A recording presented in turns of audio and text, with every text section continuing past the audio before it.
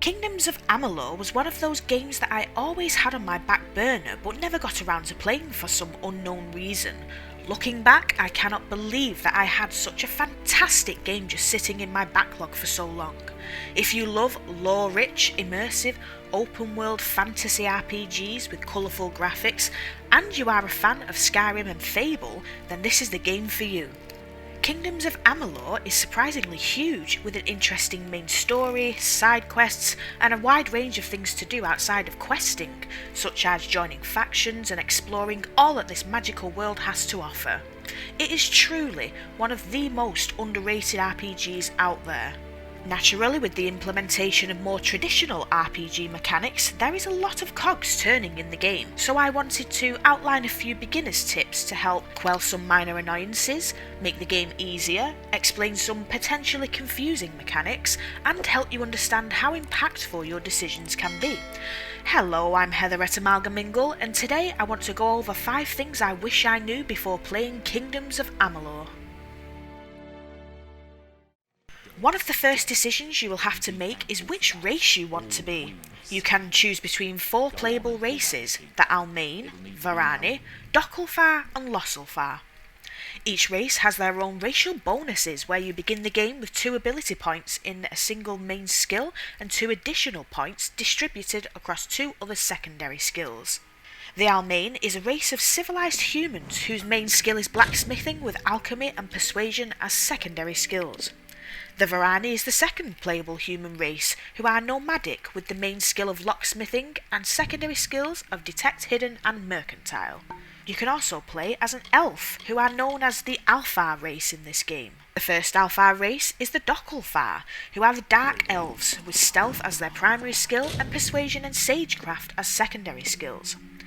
The final race you can choose is the Alfar race Lossulfar, who are the light elves in this game, specialising in dispelling with alchemy and sagecraft as support skills.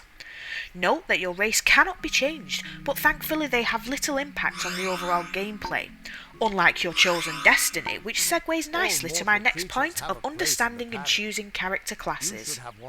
Kingdoms of Amalur adopts a very unique destiny system, which is how the game expresses the character class system in the context of the story. Unlike other mortals in the game, you do not have a fixed destiny after being resurrected. As a result, you begin your adventure known as the Fateless One, who defies the known natural laws that fate weavers covet, and you set out in search for answers. Players can choose one of 3 starter classes or destinies. The first starter destiny is the Brawler, which is basically the warrior fighter class that can equip heavy armour, has high defence and is best suited for melee weapons such as hammers, swords and shields. This class is perfect for players who rely on brute strength and love to jump into the fray with an up-close and personal hack-and-slash combat style.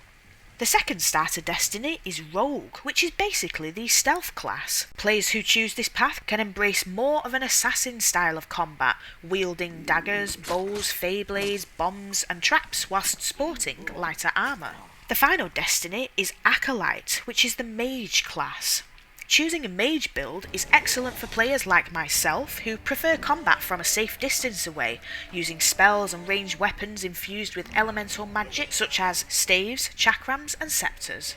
Which destiny you choose can determine your character's base abilities and combat bonuses. You can rank higher in your existing chosen path, or you can choose a hybrid destiny once enough points are invested in a corresponding ability tree. It is a wonderful, interchangeable character class system that sounds more complicated than it actually is. Destinies can be swapped at any time, so you don't need to start a new save if you believe you've chosen the wrong class for your preferred playstyle. So, now that we have chosen a basic identity for our Fateless One, let's talk about what we want our character to be capable of. For this, we need to take a look at the skill sets and ability trees that the game has to offer. After choosing your race and destiny, you will then need to think about which skill sets to invest in and what abilities you want to spend your ability points on. These are separate things. The skill sets are non-combat perks that offer gameplay conveniences and playstyle variations. There are a total of 9 skill sets that have 10 proficiency levels: alchemy, blacksmithing, detect hidden, dispelling, lockpicking, mercantile, persuasion, sagecraft, and stealth. These skills can be improved by levelling up, training, reading skills books, and you can even use potions and items that grant temporary skill bonuses. I would highly recommend investing in the Detect Hidden skill because it reveals things on your map that would otherwise be easily missed, such as secret doors, hidden treasures, and traps. Additionally, you might want to invest in Persuasion because some quests ask you to persuade individuals to hand over items or confess crimes, and sometimes you can persuade others to help you on your journey, and they will give you aid in the form of useful items such as healing potions. Abilities are different from skill sets whereby they are active and passive combat-specific perks gained through levelling up. Abilities are presented to us under 3 ability trees that correspond to your chosen destiny: Might, Sorcery, and Finesse. Might is basically the warrior ability tree best suited to fighter character classes such as the Brawler starter destiny. This ability tree focuses on increasing character strength, defense, and resilience. Finesse is the stealth ability tree which complements rogue character builds, and being as such focuses more on enhancing assassinations, poison damage, and sneak attacks. Sorcery is the final ability tree which is best for mage classes such as acolytes. This tree unlocks a wide range of magical abilities such as elemental spells, summoning spells, and healing spells. I am happy to report that the mage classes and corresponding sorcery abilities do not suck for once. Normally, in similar RPGs, it always feels like mage builds are an afterthought. But in Kingdoms of Amalur, being an acolyte and investing in sorcery is actually my preferred playing style. The sorcery ability tree has some fantastic combat talents, such as being able to summon a skeleton minion to assist you in battle. You can invest ability points into any ability tree you want to. Investing across several ability trees can unlock new hybrid destinies for more balanced combat styles, whereas investing in a single ability tree will unlock destinies specific to your chosen destiny path. For example, if acolytes invest all ability points into sorcery, then they will unlock destinies specific to mage character builds, with perks to complement this. It is also important to note that equipping some gear might require a minimum number of ability points to be invested in the corresponding ability tree. You will discover very early in the game that you regularly have to manage your inventory. It becomes a constant thing. The starting inventory capacity is 70, and it can fill up very easily with so much loot around Amalur. Loot can be found in chests, overturned carts, on dead bodies, hidden treasures, in water, and many other places. There is also a special deliveries chest in the first village, Gorhart, which gives you lots of excellent new gear, so be sure to loot this chest and sell any unwanted items at the merchant located in the building opposite. You might need to make several trips. To increase your inventory capacity, you can buy backpacks from specific traders across Amalur. Each backpack increases the amount of gear you can carry by 10. There are a total of 7 backpacks around the world, the first of which is conveniently being sold by the merchant in Gorhart village. Bear in mind that these backpacks are quite expensive, ranging between 6,000 and 10,000 gold, so it's advisable to sell all unwanted gear to get some money rather than destroy them as junk. You can also invest in your mercantile skill set to reduce the price of trader items and increase the amount of money you get when you sell to them. Note that some players report that the backpack in Gravehouse Keep is glitchy and does not increase inventory size. So it's entirely up to you if you want to risk handing over the funds. You might get lucky. Later in the game, you can actually obtain houses through quest completion, unlike other similar games that charge a lot of money to purchase houses. Although these houses can be upgraded for hefty fees to include workbenches and other conveniences, the homes are useful for 3 main things. The first is customising your character's appearance using a mirror, the second is resting in bed to restore health, and the third is storing gear in storage boxes.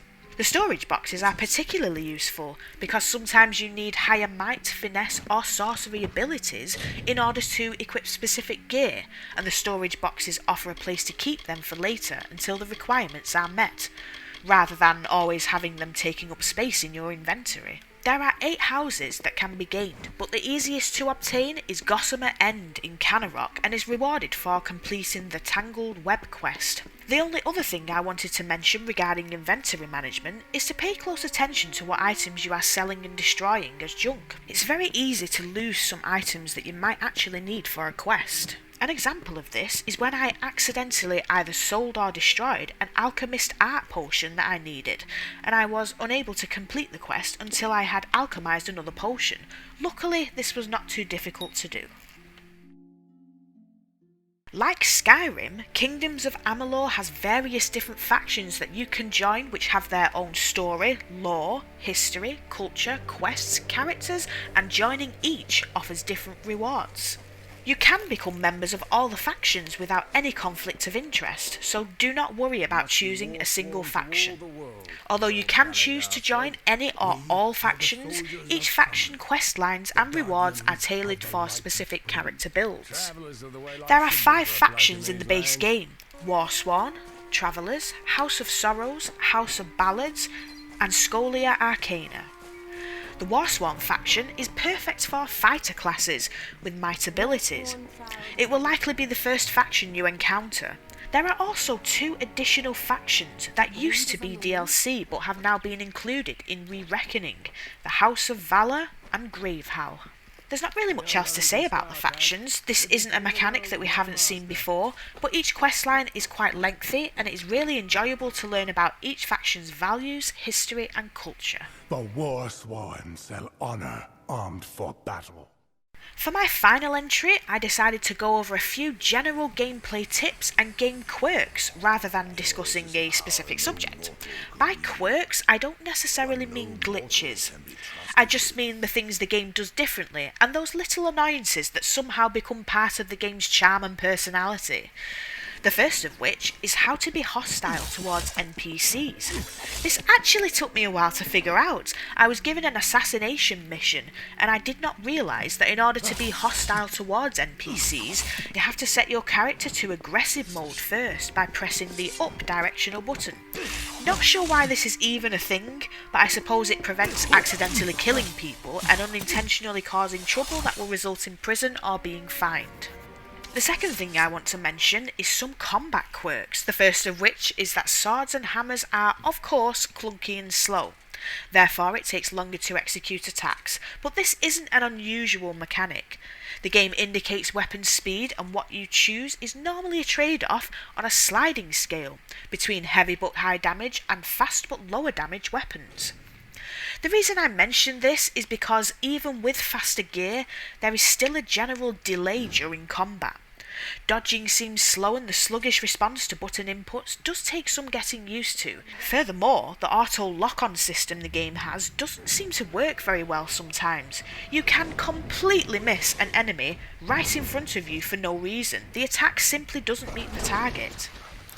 Finally, the combat mode camera can be more of a hindrance than anything sometimes. It can zoom out too far or too close when enemies are nearby, or your view can be obscured by the surroundings. These things can be quite frustrating at times, but they are easy to overlook as they do not undermine the overall satisfying combat experience. Okay, so my next tip might go without saying for seasoned RPG players, but for the sake of those who are new to the genre, be sure to always have a healthy supply of lockpicks, repair kits, and healing potions in your inventory. Weapons and armour do degrade over time, but thankfully your gear degrades at a very reasonable pace. Even though you can repair them at blacksmiths for a fee, it is often much easier to just repair them using a repair kit, particularly since the game does have considerable loading times. Similarly, you can be healed by going to a healer or resting in a bed, but again, it is easier and faster to just use potions. The only exception to this is when you catch a disease that needs curing. That is, of course, unless you are an expert alchemist able to craft your own curables. Finally, things can be very expensive in this game, so make sure that you loot and sell everything you can. Gold can be found from a variety of places. If you invest in your Detect Hidden skill, you will also be able to find additional random money on your travels. To be honest, with the amount of loot in the game, you can end up with hundreds of thousands in your wallet by selling unwanted gear alone.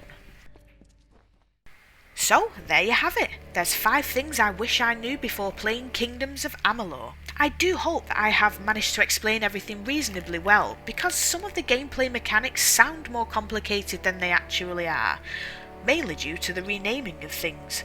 Character classes are called destinies, and what would normally be called skills trees are called ability trees, and skills are a separate thing. But also not, because they are tied to your destiny, which also corresponds to might, finesse and sorcery ability trees, and oh, I give up. Anyways, if you are like me and have had Kingdoms of Amalur on your I will definitely play soon list, but you never do, then you should push this right to the front of your list. You will be pleasantly surprised. If you like this video, then be sure to give us a like and let us know in the comments what your favourite character build is. I've been Heather at Amalgamingle, and thank you very much for watching.